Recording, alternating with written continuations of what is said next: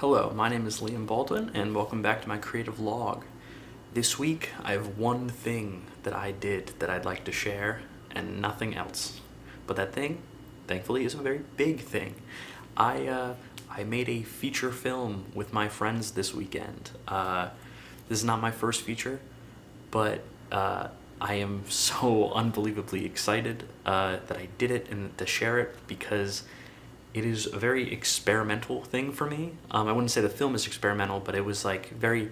I went out of my comfort zone for this a lot. It was completely improv, which is not something I've ever done. And it was so to break down what we did. It's five friends, me one of them, so me and four friends.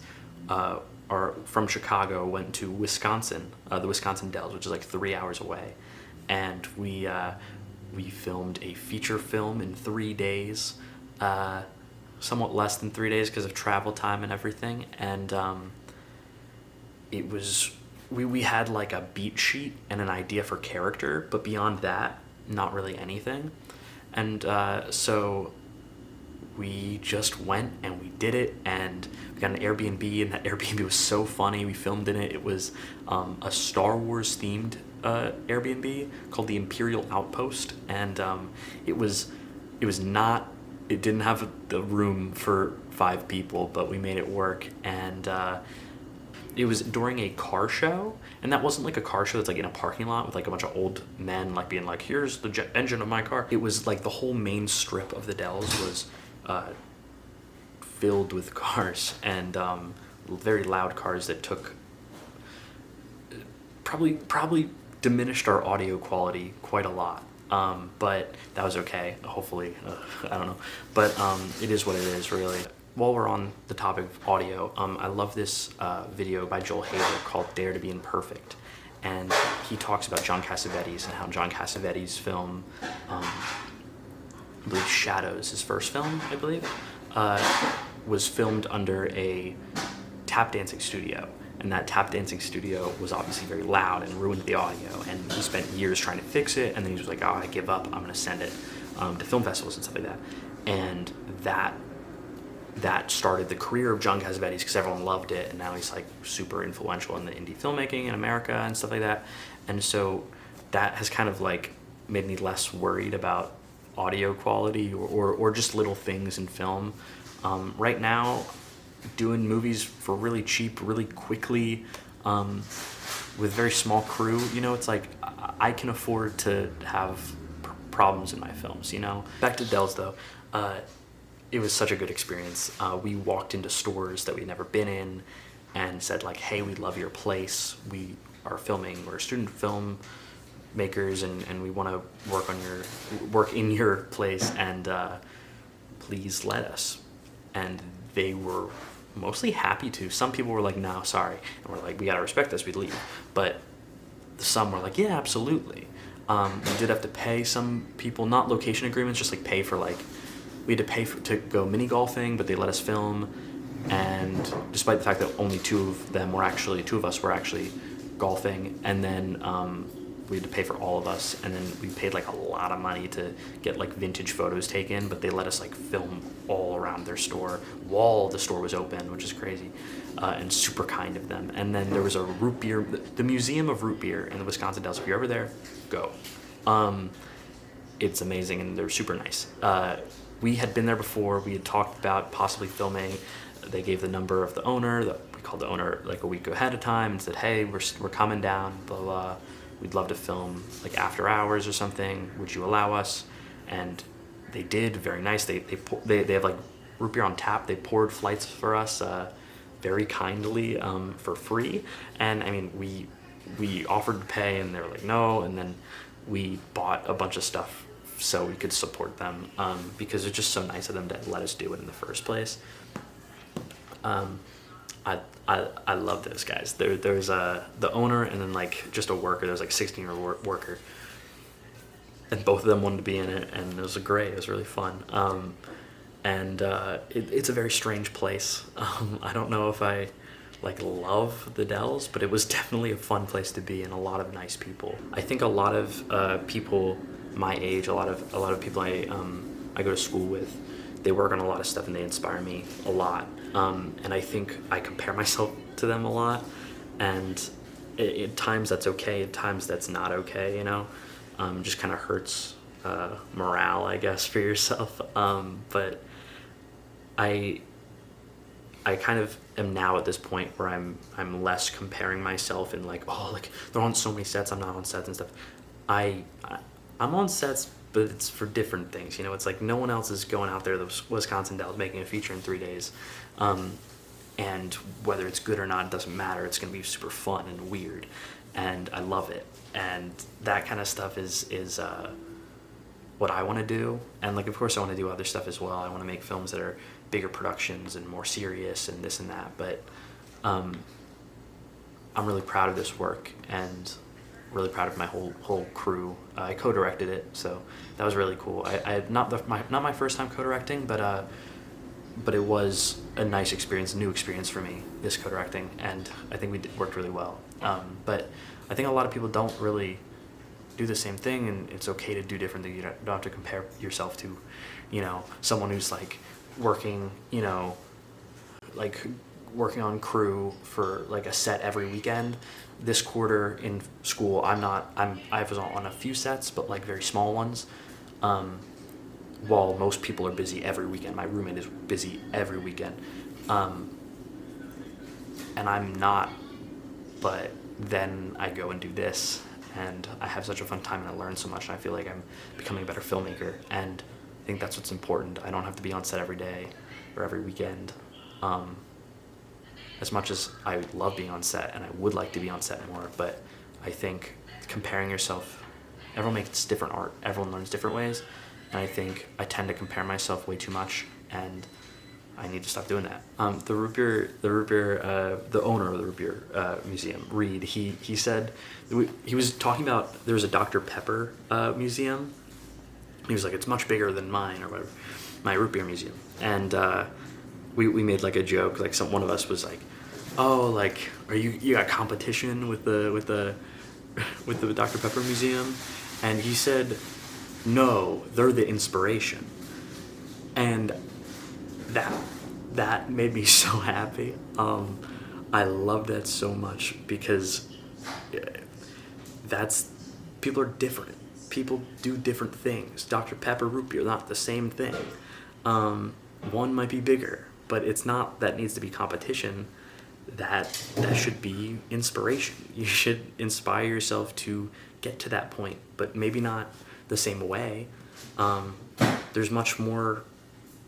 There's so many flavors in Dr. Pepper, but there's so many, you know, different tastes of root beer and so many different companies and stuff like that. So I learned a lot of this this weekend, and I just think it's important to remember that everyone kind of goes at their different speeds, and comparison isn't super important, and you should try not to compare yourself as much as possible. I think just take what you need for inspiration and then let everything else go, which is not easy, you know, but still it's something that I think I want to keep in mind way more.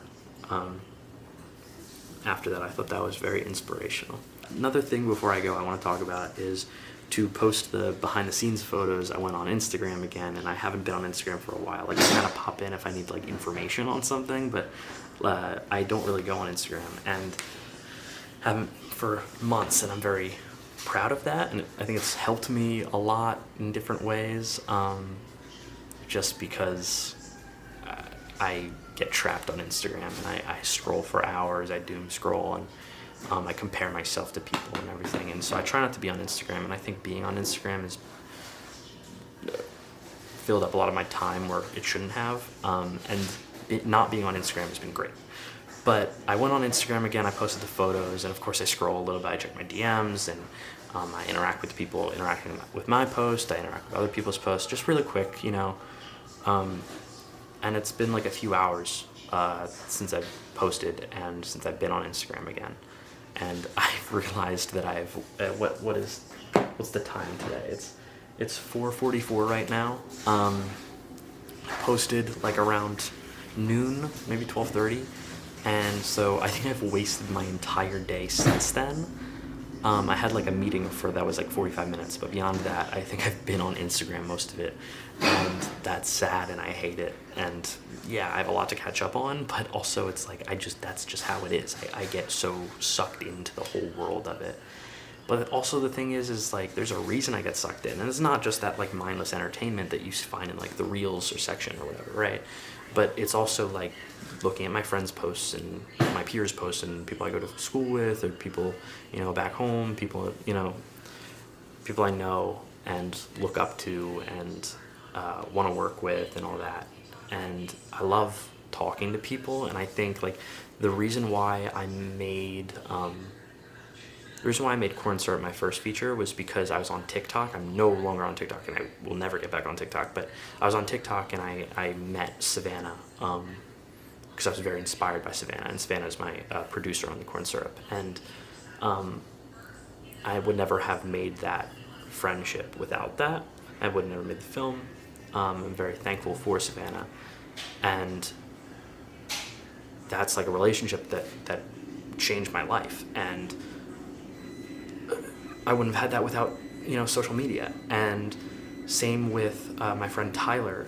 We made a film, Fish Finders, and I have to edit that too. It's a very short film, but I haven't edited it, and we filmed it like last August, which I feel very bad about. But today, Tyler just posted his trailer for a bug documentary that he's doing, and I've been so hyped for this for so long, and I'm very proud of him for this. And I want to start talking to Tyler more because I haven't talked to him in a while. But he posted that today, and I'm so happy that I was on social media to see that trailer. I'm very excited for this. But that's another relationship that I really love, and I can't believe that I made that on social media, but I did. And I made a lot of other friends through social media as well. I haven't talked, like, people in person I've had classes with, I wouldn't have ever really, like, became friends with them without, like, Instagram DMs, And so it's kind of this, like, this scale of, like, Instagram wastes my time and kind of mental health and all that, but then also it helps me, like, become friends with people and make art and be inspired. And so I want it to be here, but my brain doesn't work that way. So if I want this, so I go on Instagram for that, but then I also I go for this, and I end up watching reels all day. And I don't know if I have that thing in my head that can say, hey, stop. Because I am the type of person that'll close out of the app, but out of boredom, I'll immediately open it again. Maybe not even boredom, just like brain rot, But it's a problem that I have, and I don't think I can fix it. So it's best that I'm not on social media. And of course, yes, I can make friends and I can make films and stuff without being on social media. But it is hard, and it does suck. And I kind of want to stay on Instagram for like maybe a week. And try it out, because I miss talking to people, because I don't see all these people every day, and I don't text people that often. No one texts anymore, right? Like, it's on Instagram. But I don't know, my friend Matthew, who was on this film this weekend, he DMs so many people, and he's got so many like cool connections, and he networks really well, and that's through Instagram. And I wish I was doing that as well, but I also hate Instagram, so it's hard. And this is all me jumbling up. I probably could say this much more precise if I wrote something down, but I just like word vomit into this camera every week. So I don't know. It's something that I've been thinking about, and I really want to delete Instagram right now, but I also kind of want to be on it so I can talk to more people. And I don't know what'll happen, but I don't know. I just something I've been thinking about. I have no answer to this, but just something that kind of sucks, and I want to figure out. Maybe I can try and have self-control, but I really don't have self-control for that. So I don't know. I just think I just wish that it was. I don't know. I like being on there because I feel like I'm I'm definitely not missing out on memes because I very much hate memes. When I come back on Instagram and I like look at stuff, like I look at memes and reels and stuff like that, and posts, I just get I once I close out of the app, I'm just like, I hated that experience, that looking at stuff. I just don't like it anymore. There's rarely a reel or a video that like makes me be like, oh, I like that. You know, usually I'm just like, this is awful content. I hate this. I don't like being on here. I'm wasting my time. But at the same time, it's like there's other stuff on there that's just like so important to me that I love, and I'm missing out on that if I'm not on Instagram. So I don't know. Like I said, no answer to this. Don't know. Probably will delete Instagram today. But I don't know. It kind of sucks. All right. I'll see you next week. I'm hoping to get some editing done. I need to get a lot of writing done. But this coming weekend, I don't have like a ton to do. And a lot of my friends are out of town, so I'll hopefully get a lot of writing done there. All right. See ya. Bye. Make a movie. Make a feature film. Like this weekend. Do it. Just do it. Improv it.